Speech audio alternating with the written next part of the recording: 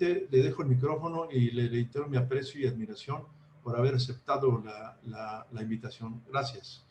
Gracias a ti, doctor, por la invitación. Siempre es un privilegio poder participar en los eventos académicos y más en esta época un poquito complicada para trasladarnos y para movernos. El día que platicamos, que me invitaste y que me platicaste sobre la idea de estos webinars, pues bueno, lo que se me vino a mí a la mente fue presentar un modelo de exámenes, un modelo de evaluación ahora que vamos a regresar a los entrenamientos o cuando regresemos a los entrenamientos. Porque como dicen en el gobierno, pues nos enfrentamos ahora a una nueva realidad, a una nueva normalidad, en donde vamos a tener que buscar esos casos como digo, de aguja en el pajar, los casos asintomáticos sobre todo, que puedan provocar o condicionar un brote dentro de los clubes o dentro de los gimnasios o dentro de las zonas donde se regresa a hacer ejercicio en población un poquito cautiva o que convive de forma muy cercana, compartiendo espacios, inclusive espacios personales, ¿no? Más allá o menos de lo que se conoce como su sana distancia, ¿no? No sé si tienen oportunidad de pasarme la presentación para que la podamos ir viendo. Antes que continuemos, quiero hacer una aclaración. Este es un protocolo que hice yo, que le pongo así como un protocolo o como un modelo Cruz Azul, porque como todo lo que tiene que ver con coronavirus, la evidencia científica es muy poca y no tenemos realmente guías basadas en evidencia que funcionen. Entonces, yo intento hacer un protocolo, obviamente basándome en lo que está publicado de otras ligas, de otros equipos, evidentemente de otras partes del mundo, que es donde en Europa, por ejemplo, en Alemania, en España, que es donde están adelantando un poquito ese regreso. Y bueno, basado en esas evidencias, o más bien en esos documentos que tampoco están basados en evidencia, pues es como yo lo trato de adecuar a la situación del país y evidentemente a la situación de Cruz Azul y también a la situación de cada una de las categorías. Si me pueden pasar la siguiente, por favor. Sabemos que todo empieza a partir del 31 de diciembre, en donde se reporta un conglomerado de casos de neumonía típica en la ciudad de Wuhan. De ahí la OMS, a través de sus redes sociales, el 4 de enero, denuncia el brote. El 13 de enero se confirma el primer caso fuera de China. El 30 de enero se declara una emergencia de salud pública de importancia internacional. Y el 11 de marzo se declara la pandemia por la OMS. Esto es a grandes rasgos, pues, lo que nos afecta desde el punto de vista internacional. La que sigue, por favor. En México, el primer caso, el 27 de febrero, proveniente de Italia, es decir, de una persona que había estado en Italia. El 18 de marzo, el primer fallecimiento se reporta en México.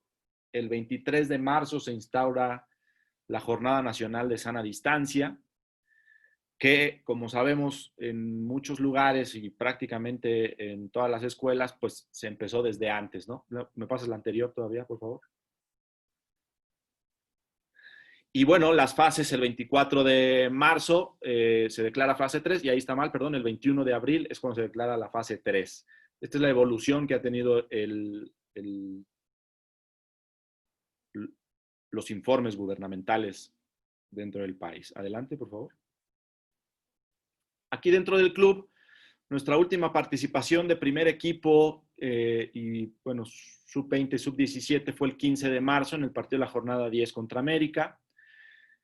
Se definió así por cuestiones de seguridad, siempre yendo o dando prioridad a la seguridad de las personas. decidimos que a partir del 15, es decir, después se citaron al 18 y el 18 de marzo fue cuando ya se decidió que ya no iban ya no se iba a continuar los entrenamientos hasta nuevo aviso. Y bueno, a partir de ahora que consideramos la posibilidad de regresar el 1 de junio, tenemos que considerar que son 11 meses sin actividad presencial, que dentro del fútbol representan aproximadamente 2 periodos vacacionales largos intertemporadas. Es decir, nosotros tenemos un periodo vacacional en diciembre, que es cuando termina el torneo Apertura, y que pues, normalmente ese es de 2 semanas, de 10 días, dependiendo de la fase hasta donde lleguen los equipos. Y después hay un torneo, o más bien un periodo un poquito más largo, que es terminando el Clausura, que es donde termina la temporada anual. Y pues generalmente puede ser de 4 semanas, de 3 semanas, hasta de 5 semanas, ya sería demasiado, pero bueno, puede llegar a pasar. Entonces, bueno, aproximadamente 2 periodos vacacionales largos son los que estamos considerando desde que terminamos los entrenamientos presenciales con la suspensión de la liga y de las actividades por entrar en la fase 2 y hasta el 1 de junio, si es que podemos regresar en esa fecha, ¿no? Ahora, aparte de esto, no tenemos una fecha exacta para regresar a la competencia, entonces nosotros podemos o tenemos que evaluar a nuestros jugadores, y me pasa la siguiente, desde un punto de vista deportivo y desde un punto de vista también, evidentemente, de salud, ¿no? Para efectos del retorno gradual a los entrenamientos, hay que entender una cosa, la epidemia o la pandemia no ha terminado. El riesgo de contagio es latente, como cuando empezó esta Jornada Nacional de Sana Distancia, es decir, cuando pasa la fase 2, que ya tenemos una transmisión comunitaria. Actualmente seguimos teniendo este riesgo de contagio, inclusive más, porque evidentemente tenemos más casos en la calle, más gente que es portadora, que es asintomática y que igualmente puede infectar. Y por esto creo y planteo un regreso por acciones que estén basadas en fases y objetivos para tratar de minimizar el riesgo de contagio individual o masivo, hacer brotes, como dije anteriormente, independientemente de la categoría y el puesto que se desempeñe. Muchas veces la planeación de los exámenes de pretemporadas pues están basados en las categorías. El primer equipo tiene ciertas pruebas, la sub-20 tiene otras, la sub-17 tiene otras. Aquí la situación es que cualquier persona que entra al club puede infectar y puede provocar un brote. Es decir, no podemos hacer diferencias en cuanto a las categorías de competencia, considerando que cualquier persona puede traer el virus a la institución y por lo tanto todas las personas que regresen a sus actividades que actualmente no están, porque por disposición de la Secretaría del Trabajo y acatando esas indicaciones, se suspendieron las actividades dentro del club. Entonces, es importante considerar esto, ¿no? Adelante, por favor, independientemente del puesto. Entonces, debemos plantear 2 objetivos. Uno es la detección de la enfermedad por COVID-19, o la enfermedad COVID-19, perdón. Y, en segundo punto, menos relevante en términos de salud pública, pero sí relevante en términos de la prontitud con la que se pretende regresar a la competencia, pues detectar los factores de riesgo de lesión, ¿no?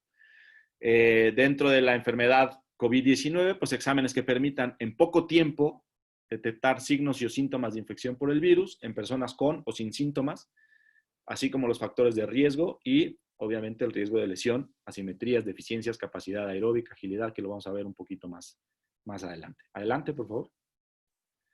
Bueno, ¿cuál es el modelo? Esta es la estructura general que yo estoy planteando. Una vez que se nos indique que ya podríamos regresar a entrenar con la primera división, que es la categoría que todavía se espera que regrese a competir. Ya sabemos que la sub-20, sub-17, 15, 12, 13 no regresan, la segunda tampoco. Tenemos solamente primera división y el equipo femenil. ¿Cuál es la idea? Que 48 horas antes de la cita, es decir, si ellos son citados, vamos a pensar el lunes 1 de junio, pues 2 días antes, esto sería el sábado 30, contestar un cuestionario de definición de caso de COVID-19, tanto jugadores como cuerpo técnico y el staff y todas las personas que se vayan a reincorporar ese día a las actividades. De aquí, pues tenemos tres posibilidades. Tenemos un caso probable, de acuerdo a lo que sale en el cuestionario. Estos evidentemente no pueden acudir a los entrenamientos, a la Noria en este caso, o a Hidalgo en el caso del equipo femenil, si es que regresan el mismo día. Y bueno, el médico encargado del equipo pues tiene que ir a su casa. Revisión médica y valoración de exámenes paraclínicos, como lo estamos haciendo desde el día 17 de marzo, es decir, cada uno de los médicos del club está encargado de hacer un monitoreo y vigilancia constante y continua de sus jugadores. Todos los días tienen que estar en contacto con ellos buscando algún dato de infección en ellos o en familiares. Otra opción puede ser que no tengamos un caso, es decir, se contesta que no a todas las preguntas. Acude a la Noria a exámenes clínicos, que vamos a hablar ahorita un poquito sobre ellos. Y el tercer caso o la tercera posibilidad es que conteste que no a todas las preguntas, excepto a una, que dice que si has estado en contacto con una persona diagnosticada de COVID-19. Esta persona, en un principio, puede acudir a la Noria considerando que no tiene ningún síntoma, pero tendrá que ser al final de todas las evaluaciones del día. Es decir, este grupo de jugadores tendrán un horario especial que tienen que llegar al final de todas las evaluaciones una vez que ya no esté aquí ningún jugador. Estos jugadores van a venir exclusivamente a hacer exámenes médicos y se van a retirar porque evidentemente primero tenemos que tener todos los resultados de los exámenes que vamos a hacer buscando aquel jugador asintomático que pueda ser portador. Como ya sabemos que ha pasado en la Liga Española, hay al menos 5 jugadores que salieron positivos, que estaban completamente asintomáticos. Y bueno, el día de ayer también salió por ahí el comunicado de un jugador de Tampico que estaba completamente asintomático, que se iba a presentar en una cirugía y bueno, por los exámenes de rutina encontraron que venía con una infección asintomática, ¿no? Entonces, de aquí, de la revisión del no caso, al final, pues bueno, podemos encontrar el sano, que puede presentarse a entrenar al otro día, o el no sano, que va a entrar al estudio de un caso probable. La siguiente, por favor. Este es el cuestionario de detección de caso sospechoso. Obviamente hay varios, ¿no? Pero pues la idea es buscar datos de infección de vías respiratorias. Si has tenido fiebre, si has tenido tos, seca o con flemas, dolor generalizado, malestar general, dificultad respiratoria, cianosis central, falta de aire, disnea, ¿no?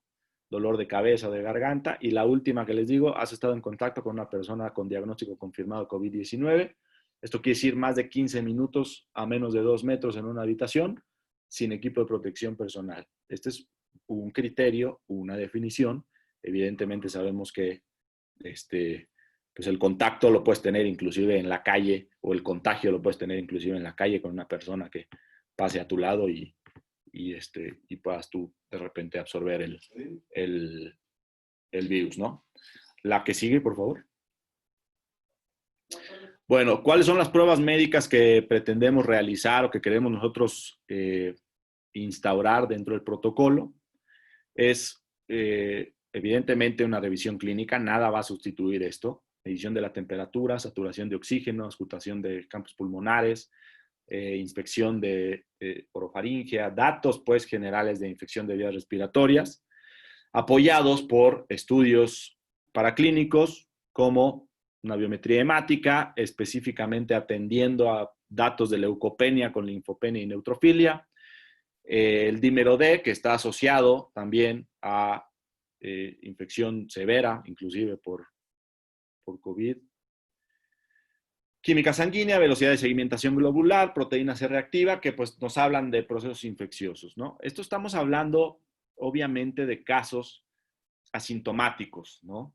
Son los casos en donde estamos buscándoles intencionadamente, no haciendo nada más un paneo general de la población, sino datos específicos de la infección. Idealmente, eso lo estamos gestionando todavía, el tema de tener una teleradiografía de tórax, portátil, evidentemente, que se pudiera realizar aquí con todos los cuidados que se debe de realizar una radiografía. Y también valorando la posibilidad de la apertura de pruebas específicas principalmente buscar anticuerpos, IgM e IgG, por una razón. Las pruebas de detección de RNA viral, la cantidad de casos falsos negativos en pacientes asintomáticos es muy alto. Además, por cuestiones éticas, también considero yo que debemos de limitar esas pruebas a las personas que realmente las necesitan, teniendo un cuadro clínico severo. Y la ventaja de poder hacer inmunoglobulinas en una... la ventaja de hacerlo aquí, pues obviamente que te da el resultado en 15 minutos, ¿no? Entonces, estas pruebas serían aplicadas, si es que podemos conseguirlas, a todos los planteles y a todas las categorías, staff y cuerpo técnico, buscando precisamente eso. Los casos asintomáticos que nos puedan contagiar o provocar un brote aquí y evidentemente, bueno, en sus familias, ¿no? Podemos pasar a la siguiente, por favor. Bueno, ya tenemos las pruebas. Sabemos que el 95% de las personas que están en contacto con alguien que presenta la infección van a desarrollar síntomas dentro de los primeros 5 días. Entonces, mi propuesta es hacer un protocolo que se divida del día 0, que es el día que vienen solamente a hacer pruebas, al día 5. Después vendrá un protocolo del día 6 al día 14, porque sabemos que el resto de las personas, es decir, el 95% de las personas, 2 desviaciones estándar, están dentro de los primeros 5 días presentando síntomas. Después, la tercera desviación estándar, alrededor del 98%, ya lo presentan hasta el día 11 y al día 14 el 100%. Entonces, creo que los primeros 5 días son cruciales y fundamentales porque no sabemos de dónde vienen los jugadores, es decir, sabemos que vienen de su casa, pero no sabemos realmente con cuántas personas estuvieron en contacto, cuántas veces pidieron comida a su casa, cuántas veces fueron al súper y obviamente con cuántas personas que posteriormente se hayan diagnosticado por COVID-19 que puedan haberlos contagiado a ellos. Entonces, mi propuesta es dividirlo por los primeros 5 días de entrenamiento, después del día 6 al día 14 y después del día 14 hasta el día que termine la emergencia sanitaria. En los primeros 5 días, los vestidores permanecerán completamente cerrados. No hay acceso para nada a los vestidores. Los jugadores deben de acudir desde su coche directamente al entrenamiento, ya cambiados y cada quien con su equipo. Cada quien con su equipo. Esto es zapatos de fútbol, tenis, espinilleras, si es que, bueno, los primeros 5 días no se van a ocupar, pero bueno, en eso. Y si algún jugador llegara a necesitar alguna atención del área de masaje, fisioterapia, se tiene que hacer en el pasillo. Esta cita se propone que se haga por grupos de 3 a 5 y así es como entrenarán sin compartir material ni balones entre grupos. Siempre tiene que ser el mismo jugador, o sea, los mismos grupos por estos 5 días y la hidratación evidentemente personalizada y estará en la zona de entrenamiento del grupo. El comedor, nosotros tenemos los protocolos como muchos equipos de desayunar y comer aquí. En estos 5 días el comedor permanece completamente cerrado para consumo de alimentos y solamente funciona con el personal mínimo indispensable para la preparación de colaciones que van a estar personalizadas de acuerdo a los protocolos que tenemos de nutrición. No habrá desayuno ni comida. Cada jugador ya debe de venir desayunado de su casa. No habrá, tenemos nosotros la costumbre de tener charolas de frutas, galletas, barras energéticas dentro del vestidor. No habrán estas para nada. Y todo va a ser perfectamente individualizado. Esto es para los primeros 5 días de entrenamiento. Lo que sigue, por favor. Tampoco habrá atención en el área de rehabilitación, es decir, aquí dentro del área, al ser un área cerrada, pues se van a sacar las camillas a los pasillos para tener un espacio de al menos 3 metros entre cada una y la atención exclusivamente a jugadores lesionados. Todas las medidas preventivas de recuperación, masaje de relajación, de recuperación están suspendidas. Solamente habrá 2 camillas dentro del área de rehabilitación, evidentemente con la separación adecuada, que requieran para aquellos atención de lesiones que requieran quitarse la ropa y bueno, pues evidentemente por protección de la privacidad de los jugadores, ¿no? El gimnasio va a estar cerrado y si es necesario trabajar fuerza será con el equipo que se pueda trasladar a las canchas sin compartir el material entre grupos. Y bueno, todos los días vamos a hacer medición de temperatura a la llegada del club, junto con saturación de oxígeno y, pues obviamente, entrevista con el médico encargado de cada categoría. La que sigue, por favor. Del día 6 al día 14, los vestidores se abrirán única y exclusivamente para cambiarse y bañarse. No está permitido permanecer en el vestidor más tiempo de esto. Los vendajes se van a seguir realizando en el pasillo. Es decir, el jugador podrá ya, en un entendido en el que ya pasaron 5 días y que por estadística la probabilidad de que uno de los jugadores sea portador asintomático es poca, podemos ya entrar al vestidor, pero solamente para cambiarnos, bañarnos y salir. No está permitido permanecer, no está permitido quedar ahí para hacer tiempo antes del entrenamiento, es decir, vienen, se cambian y se salen a los pasillos, a las áreas abiertas y con la distancia necesaria. Aquí la cita se propone que se haga por grupos de 8 a 10 y así es como entrenarán sin compartir el material ni balones entre grupos, siempre el mismo grupo igualmente. ¿Cuál es el objetivo de este tema? Si yo tengo jugadores que vienen dentro del primer día o los primeros 5 días y hacemos grupos de 3 a 5 y desafortunadamente algún jugador empieza a desarrollar síntomas de infección respiratoria, a los jugadores a los que yo tendría que aislar y separar del entrenamiento sería precisamente solamente ese grupo y obviamente observar a los demás.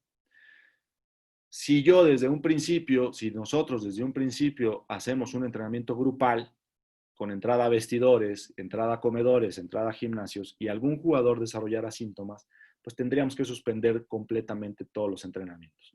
Esa sería la idea de hacerlo por grupos, ¿no?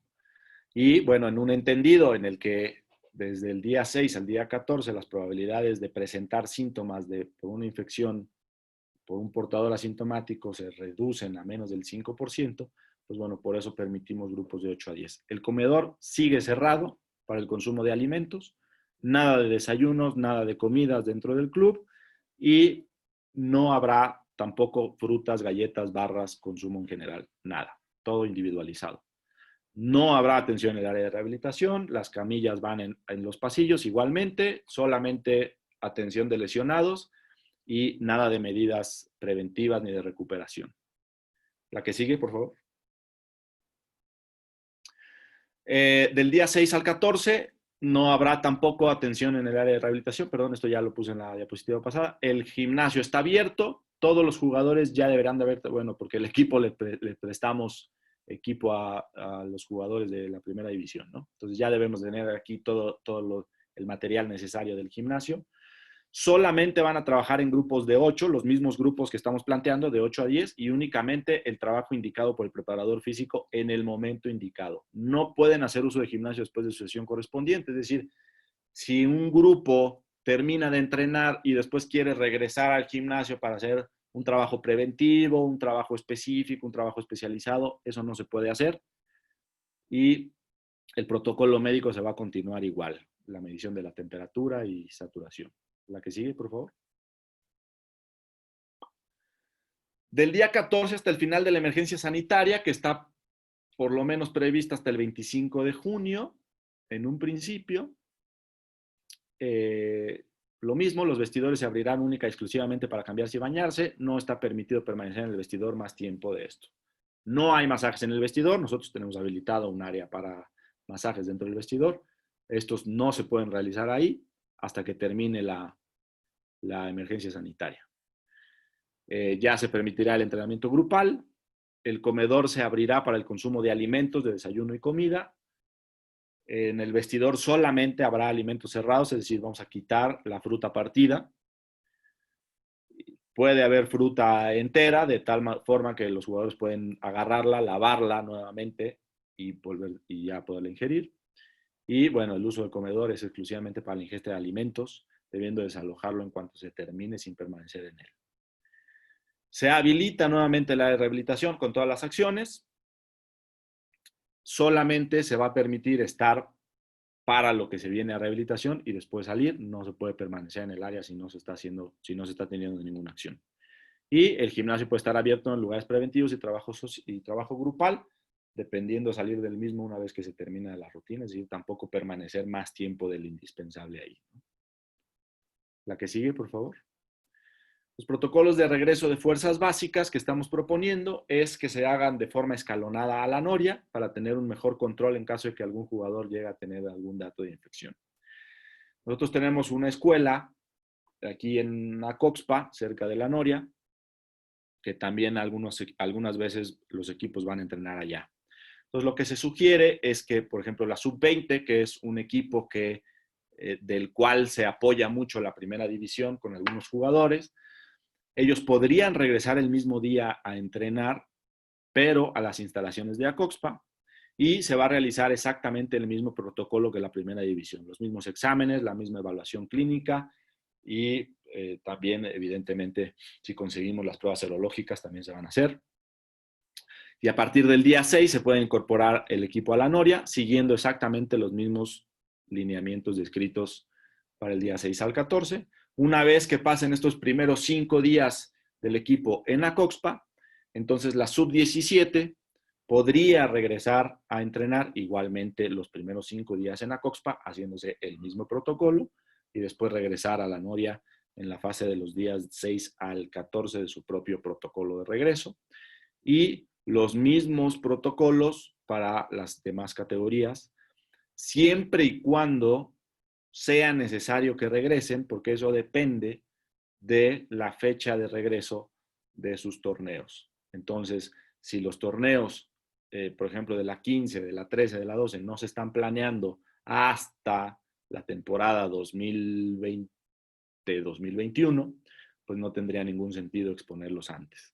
No tendría ninguna razón. Entiendo que de la sub-20 y de la sub-17, pues faltan visorías, faltan evaluar a algunos jugadores y que por eso se está planeando, sobre todo la sub-17, que pueda regresar a entrenar. Esta sería la propuesta que nosotros haríamos. Es decir, 10 días después, la sub-17 regresaría bueno, 5 días después, la sub-17 regresaría a entrenar a las otras instalaciones.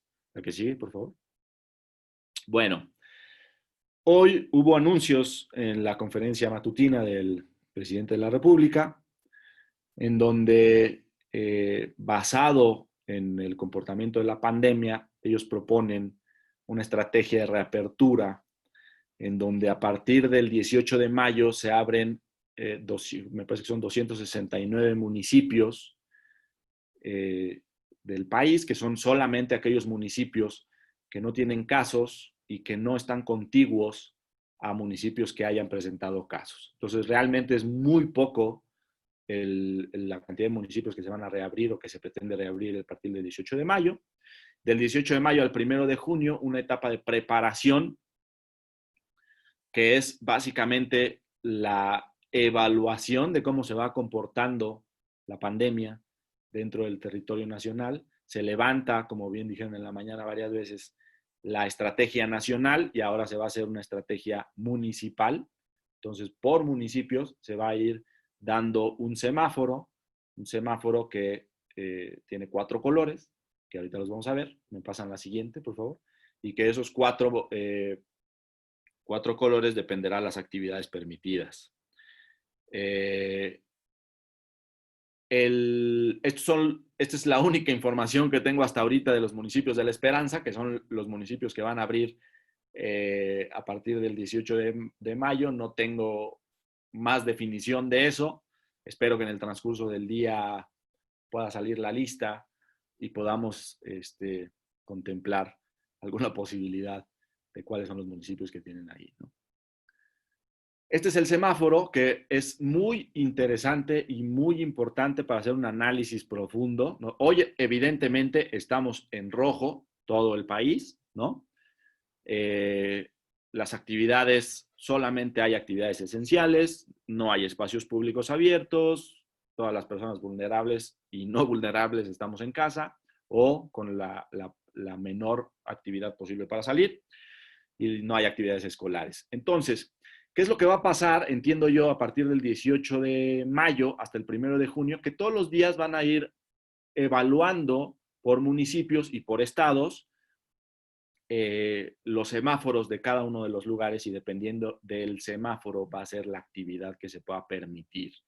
¿Qué nos interesa a nosotros siendo una actividad no esencial? Pues la segunda fila, donde dice laborales y obviamente la parte no esenciales, en donde a partir del naranja podemos considerar una actividad reducida, que es precisamente las etapas o del día 0 al día 5 del protocolo.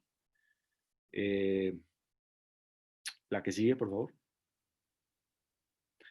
Estos entiendo yo que van a ser los semáforos de alerta que se van a presentar a partir del 18 de mayo por municipios. Podemos ver, pues, bueno, la parte centro y sur como guerrero del país, pues obviamente en rojo. Y en medio con una tendencia, la tendencia es que está a la alta o la tendencia que está hacia la baja, y a partir de ahí es como creo yo que irán haciendo los semáforos semanales, es decir, por semana vamos a estar teniendo este tipo de acciones. Adelante, por favor. Y bueno, ya para terminar, evidentemente esto es tema muy largo que puede ser tema de otra plática. No me estoy invitando a otro webinar, nada más digo, puede ser otro tema. El riesgo de lesión, nosotros tenemos ya instaurados ciertas evaluaciones que hacemos cada torneo, es mucho más completo de esto, pero también buscábamos evaluaciones cortas, porque no sabemos cuánto tiempo vamos a tener de pretemporada, cuántos días vamos a tener para evaluar.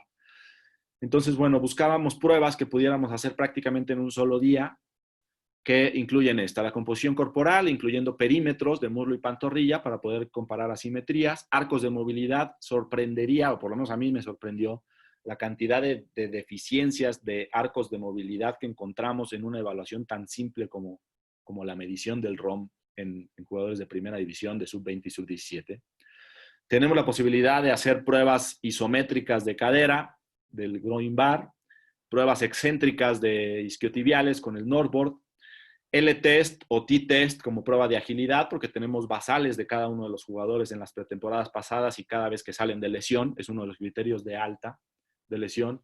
Los hop test, que pueden ser sencillo y triple, pues nosotros hacemos las dos, obviamente unilateral, para comparar la funcionalidad del tren inferior individualmente. El yo-yo test, que bueno, pues en algunos estudios se consideran como factor de riesgo de lesión, el tener una consumo máximo de oxígeno abajo de 60, pero bueno, en realidad esto tiene mucho que ver más con la parte de la preparación física y la planificación. Y tenemos la posibilidad de hacer isocinesia, podemos hacer isocinesia de cualquier articulación, en este caso, por ser una evaluación pronta y rápida, pues solamente isocinesia de rodilla, ¿no? Concéntrica y bilateral. La que sigue, por favor. Los horarios se pondrán una vez organizados los grupos. Lo ideal es que se hiciera dentro de los días 2 al 5, ¿no? O bueno, si consideramos el día 0 como, o el día 1 como las pruebas, pues sería del 2 al 5, para poder estructurar los programas preventivos lo antes posible y evitar más riesgos, considerando que las posibilidades de una pretemporada larga son prácticamente nulas, ¿no? Si nosotros pensamos que, o estamos viendo que las 11 semanas corresponden a 2 periodos, pues yo pediría, en un mundo ideal, al menos 6 semanas de pretemporada para poder readaptar a todos los jugadores. Eso no es posible por los tiempos, a menos que se diera de baja completamente este torneo y entonces ya empezáramos a pensar en el que sigue. No va a pasar. Entonces, necesitamos encontrar la mayor cantidad de factores de riesgo, porque además sabemos que lo más seguro es que regresemos a un torneo con dobles jornadas. Esa es una gran posibilidad. Y la idea, pues, es que se realicen en un solo día, excepto el yo-yo test y el Biodex de rodilla, que estarán a disposición del PF de cada categoría, si es que cada uno de ellos lo requiere, ¿no? Adelante, por favor. Bueno, les digo, hay cosas que de repente uno tiene que presentar que no siempre logra tener la evidencia suficiente, y menos en esta situación. Es una idea personal basado en toda la información que he podido reunir. Esto cambia día con día, como hoy tuve que meter los semáforos que se presentaron hoy por la mañana, y seguramente así será, porque no sabemos realmente a qué nos estamos enfrentando. Ahora regresa la liga alemana, regresó a entrenar la liga española y pues básicamente estamos muy expectantes de lo que está pasando con ellos para poder saber nosotros eh, qué acciones ir tomando día a día. De repente sabemos que esto va a ser mucho ensayo y error.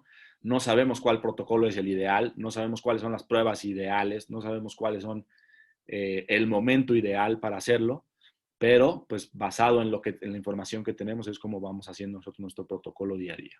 Muchas gracias. Tenemos algunas preguntas. Nos Adelante, pregunta adelante. Alba Rodríguez Camacho. Doctor, ¿qué fecha están contemplando para reactivar al equipo femenil? Pues mira, no tenemos fecha oficial, porque evidentemente tenemos que acatar las disposiciones de la Secretaría de Salud. El equipo femenil está en Cruz Azul Hidalgo, en Tula, el municipio de Tula, que es un municipio que en los últimos 10 días aumentó muchísimo el número de casos, entonces es un municipio que podríamos considerar en rojo. Estamos esperando que a partir del 1 de junio puedan ellos tener un semáforo al menos anaranjado y que se describa bien las actividades que se pueden regresar, y en ese caso pues sería el regresar a los entrenamientos a partir del 1 de junio, a reserva de lo que diga la liga también del regreso a la competencia. Nos pregunta Guadalupe Camacho, ¿qué opina la evaluación basada en el FMS para obtener datos del riesgo de lesión de los deportistas? Bueno, el FMS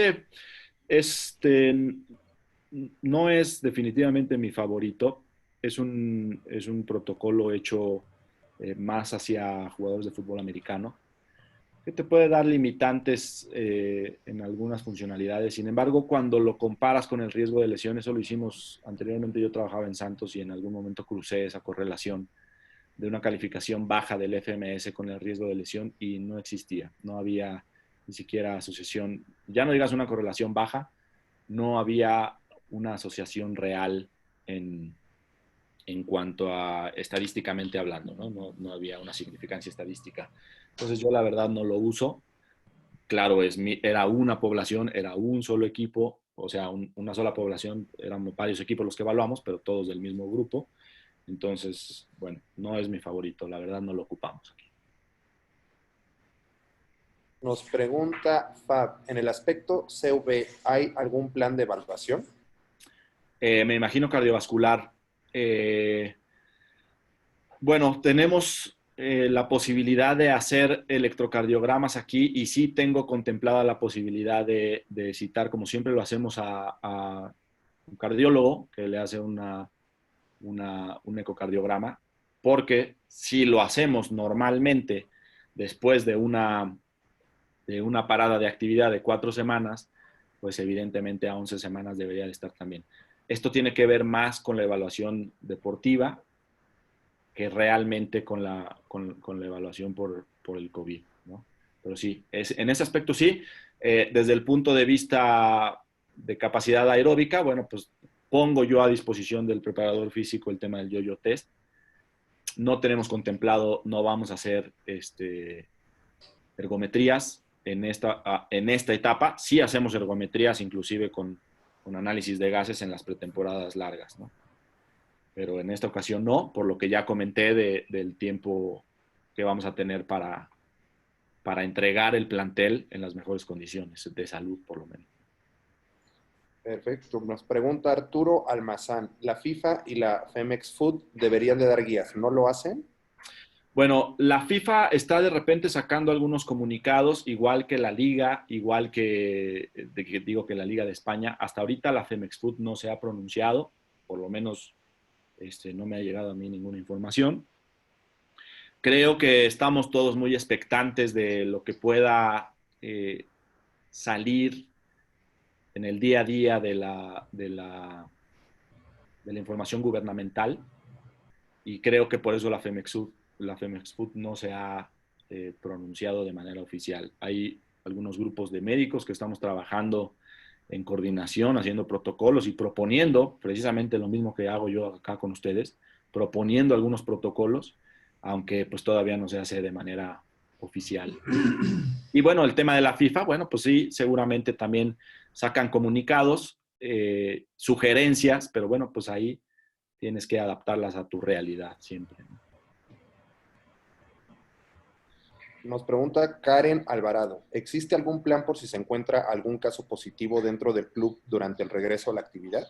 Sí, esta planeación por fases precisamente está basado en eso, en que los primeros 5 días en donde el 95% de las personas desarrollan síntomas, podamos nosotros actuar de forma rápida para aislar inmediatamente a este jugador, o sea, ponerlo en cuarentena, evidentemente con las pruebas confirmatorias correspondientes por una definición de caso, y aislar también a los grupos, al grupo con el que estuvo entrenando.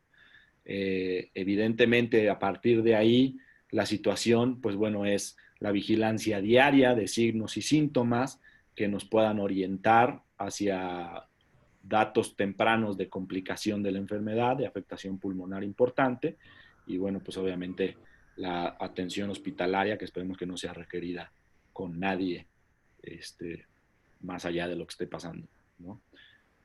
Tenemos un riesgo evidente que es, ok, yo entiendo que los primeros 5 días los vamos a estar evaluando, pero los jugadores no están aislados. Ellos van y vienen a sus casas y siguen teniendo este contacto con el mundo exterior. Evidentemente sí, ese es un riesgo que tenemos y que vamos a tener todos a lo largo de todo lo que dure la pandemia a partir de ahora, ¿no?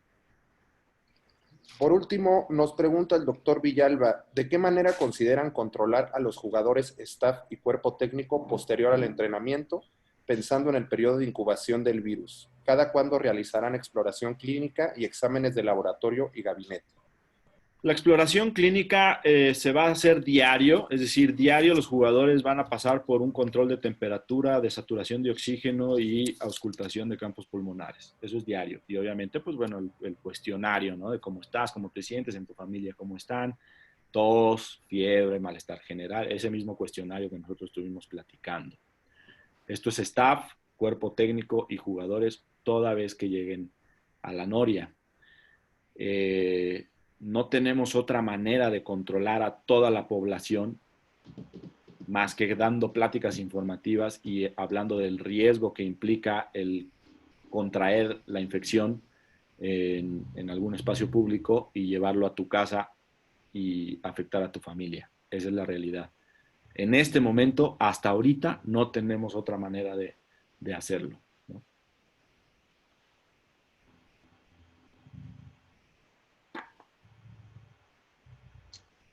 Manuel, ¿sería todo, Manuel? Tenemos una última pregunta. ¿Han considerado tener en concentración a los jugadores para disminuir la exposición? Sí, sí está considerado. No tenemos todavía el plan completo. Esto estoy hablando del primer equipo nada más. Sí, se ha planteado en algunas reuniones y en algunas juntas que hemos tenido. Es una posibilidad. Sin embargo, si nosotros nos vamos, por ejemplo, vamos a decir que nos vamos a un hotel, y es uno de los puntos que han salido, que se considera.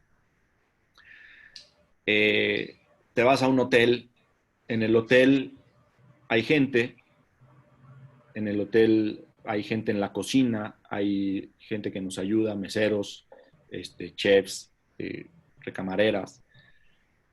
Y al final, aunque tú tengas a tu equipo confinado a un cuarto solamente para salir y entrar, pues entra en contacto con más gente de la que estaría entrando en contacto en las instalaciones de Cruz Azul, considerando la importancia de venir a entrenar y regresar a sus casas, ¿no? Entonces, bueno, eso está en evaluación, sí se está considerando, no está nada definido, evidentemente eso también tiene que ver una decisión administrativa con el señor Jaime Ordiales, la dirección deportiva, el cuerpo técnico, la directiva, todos, ¿no?